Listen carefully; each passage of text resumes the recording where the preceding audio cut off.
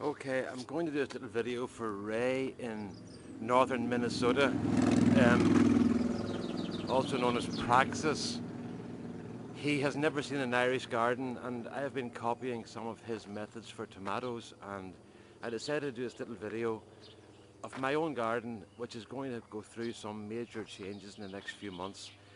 This is the front side of the house coming on towards the main road. This hedge is all coming away, and there's going to be a fence put in, but we've got trees growing there for about 10 years that will cover in quite nicely. And then this is the gates out of the house.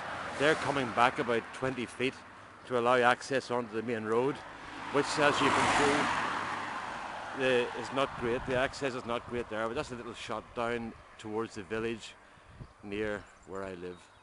And then this is up the other way towards Loch Ness. Coming back into the house again, we're coming around. I decided to do this at this time of the evening because it's the first dry weather we've had for about 4 days, and it's 5:30 in the evening now, and it's really very nice.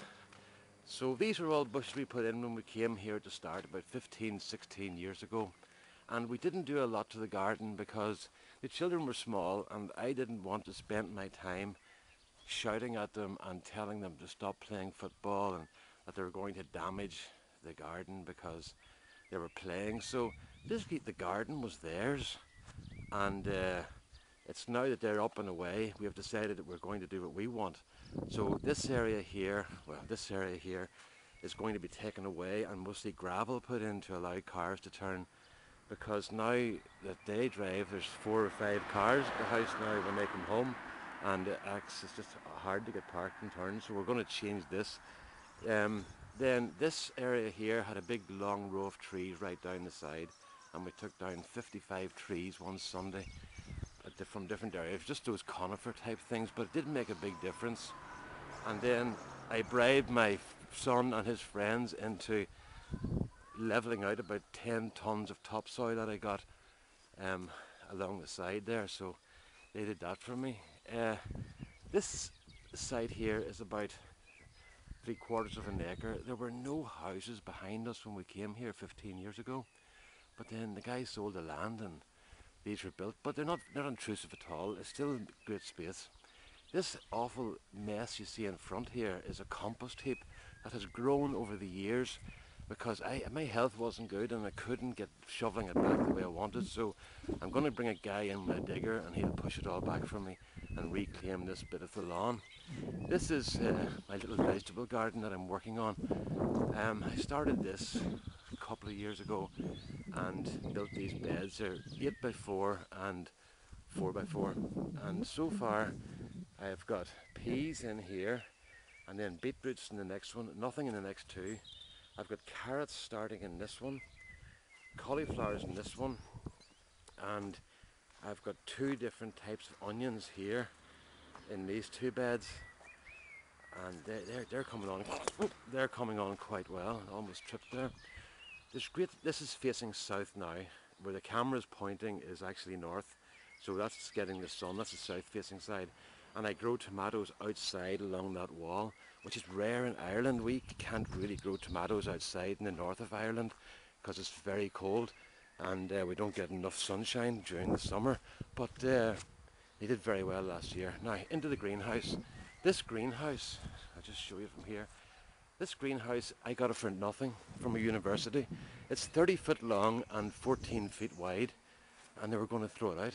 And I went up and I paid the guys about $200 that were taking it down, and they stacked it for me and lifted it off a roof with a big crane, and they got it all sorted. Now, there's my little potting bench, and those are some roses my wife got at Christmas from her mother, which come on very well. I've got my corn, which are maize, which is staggering. I grew some of that last year here. These are beans, and those are cauliflowers and cabbages there. Over here we've got different types of tomato. There's garden pearl, then we've got scallions, spring onions at the back. We've got hot chilies here, and then more tomato, Elsa Craig and Moneymaker. We've got leeks all along the back there. I don't know if this camera's working. Yeah, it is. And then we've got more tomatoes here. Gardener's Delight. Those are traditionally grown inside in Ireland, but I'm going to try them outside this year, and everybody thinks I'm a lunatic, and they're all laughing at me, but I'll just prove them wrong. Then I've got Red Alert. These are the ones that do well outside. They're designed for a northern temperate climate, and they've did very well last year. And I've got squash going here. I can't remember what type it is. There's a wee little label in here. So yeah, here we go. There's a label here. This is a cob nut squash. I've never grown squash before, but we like squash, so I'm going to try that. Then down here I've got some carrots, more tomatoes. I grow tomatoes for other people as well. You only need about 6 plants yourself, but I put in 35 one year, and none of them did very well because they were overcrowded. And then I've got tomatoes and lettuces, and I've got more corn down here, and I've got 100 weight pumpkins. These are the famous one they grow here for competitions and stuff. I'm hoping to get these grown up in time for Halloween to give to the local primary schools, for a bit of fun, really, you know. And I'm hoping I'll need a forklift truck to lift them, but we'll see when that time comes. Over here we've got more stuff. We've got sweet peppers and chilies, and we've got lots of marigolds. I put in lots of marigolds because marigolds keep tomato flies away. And any of my friends who have started using marigolds with tomatoes have said that there are no problems with tomato fly since they've started using marigolds with them. So it must be one of these natural defense things where they mask the smell of the tomatoes. Onions. These are the onions I put in 1 week ago. Well, sorry, that's a lie, 8 days ago, and they're bigger than the ones outside, so heat makes a difference. They don't get a lot of sun. The ones over here are mostly in the shade. Because of the way I built this, I built it in the wrong orientation by mistake, and I was so careful about it, and I got this north, south, east, west thing in my head, and I knew the greenhouse had to go in north, south, and I built it east, west by mistake. And it was just one of those stupid things you do when you're laying out the thing. You get so involved in the whole thing that you end up orientating the thing the wrong way. But anyway, it does the job, it works very well, and I'm very happy. So then over here, that's a mess there. This has happened in 2 weeks. That was just little weeds 2 weeks ago, and you can see what happened. But I'll get that done. About 20 minutes or half an hour to clean that out, because the soil is very good in here. I've been putting in loads and loads and loads of soil improver. It's like a composted bark thing and compost, and it works very well. So this is my little compost. Now I'm going to do something here for Ray. I don't know how this is going to work because I haven't actually looked yet. But these are the tomatoes that I have been working on, that I buried deeper than normal. I want to see, is there any roots coming at all further up the stem? Where are we at? I'm trying to look. Yeah. You can. There's a little root.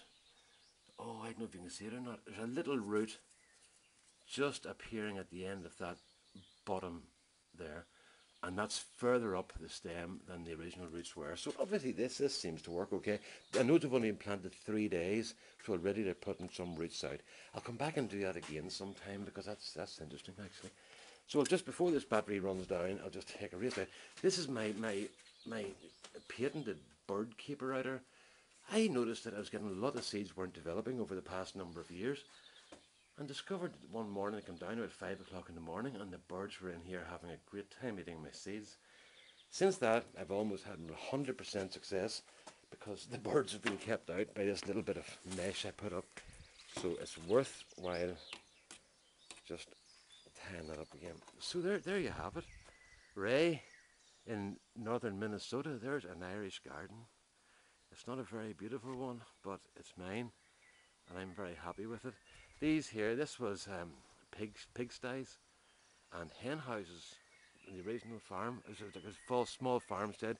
That house is there is what's known as a labourer's cottage, and it was one of the cheapest houses could be built. And when it was built, it was the first house built outside town in this area, and that was about 100 years ago. We bought it and then renovated it. My advice is, don't buy an old house and renovate it, because no matter what price you get, it's going to cost twice as much.